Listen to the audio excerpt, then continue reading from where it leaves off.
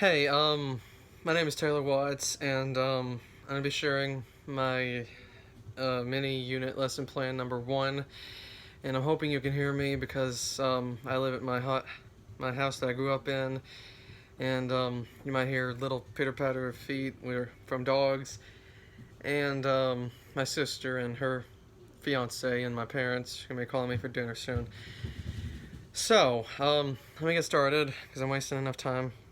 What I've done is for my my mini unit lesson plan is that is what I plan to teach here is English 3. And for my mini unit lesson plan, I plan that the 11th grade English class is preparing to write their own short stories.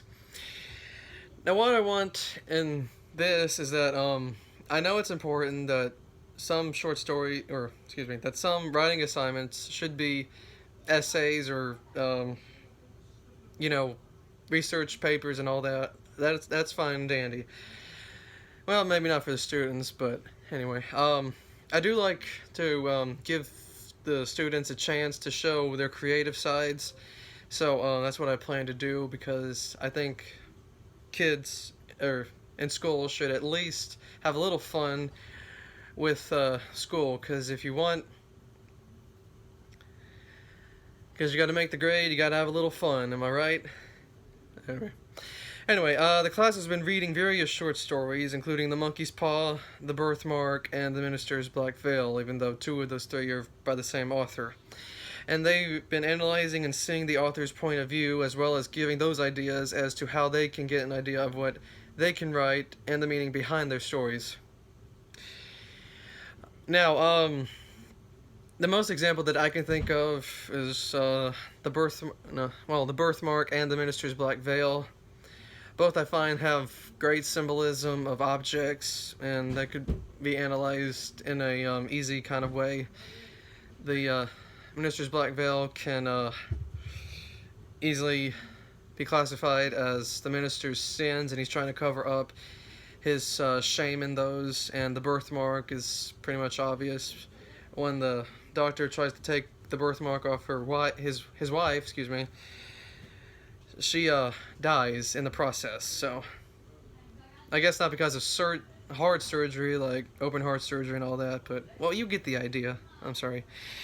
The lesson will be about how people get inspiration to write through uses of objects put into their narratives, like I just said. Students should leave the lesson feeling that they have a better understanding and have more confidence about what story they themselves will be writing. I printed it out, so it'd be easier for me. Okay, step one, or I don't know, number one, is the student will write and analyze their ideas, and it should take no more than 10 minutes. In the procedure, I'm going to start off with the bell work, and what I want to point out is that in the 10th grade, also the 11th grade, I think, I remember my English teacher giving us sorts of questions at the beginning of the day, and they were either about what we were reading or little skimpies that were really fun. And I plan to do the latter, but I also plan to do a good portion of the former.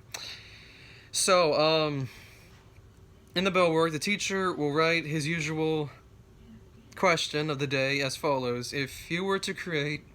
excuse me. Hold on. I got the hiccups. Sorry. If you were to create a story that has a key object as one of the main plot points, what would it be and why? The student will write down their answer and provide an example, and it should take no more than 5 minutes. The teacher will ask the students, this is step 2, what they wrote, and the teacher will write down what their answers are on the board. The students' answers, not the teachers. Though I do plan in the evaluation assessment, the teacher will use informal questioning to determine students' writing skills and creative thinking process. He will provide some examples that immediately pops in his head to see if anyone will concur. And I don't know why, but the only object that I can think of right now is a crystal ball. Kind of like how many, what are those things called? Seance people fortune tellers, what they use to tell somebody's fortune. I don't know why, I just think it symbolizes some sort of weird, mystic little thing. But anyway, step 2 for the objectives, the student will use their ideas to create their own short story, and I'm hoping it'll take no more than 20 minutes.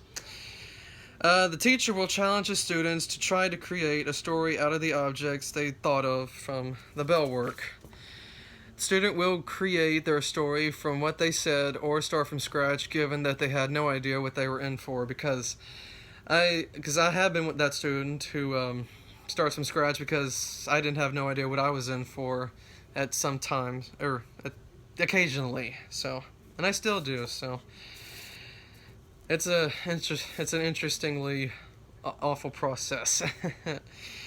So, and I should have pointed this out. I will, if I ever do this in future, God knows, I'll write it on the whiteboard. Let's say they said a tree or tree house or rocks that they found or toys that they've played with and all that, and they're still attached to them. So that would be so I'll have this number of options, and I'll say to them, if you get stuck, go with the options that they have. I'm sure those that suggest it won't mind, so, but just don't write the same story, as well add. Anyway, my evaluation and assessment step 2 would be the teacher will experiment with students to see if they can apply what they know about literary analysis. And this is what I had in mind, that the objects that they've thought of about doing in their story is that, I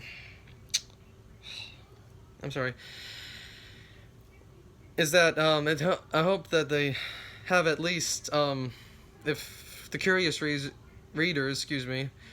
will kind of think of the object as a symbol of something, kind of like how Hawthorne thought of the Minister's Black Veil and the birthmark. So I'm hoping they'll I'm trying to think of the term, but anyway, and the teacher will encourage her students to feel excited when it comes to writing these kinds of assignments.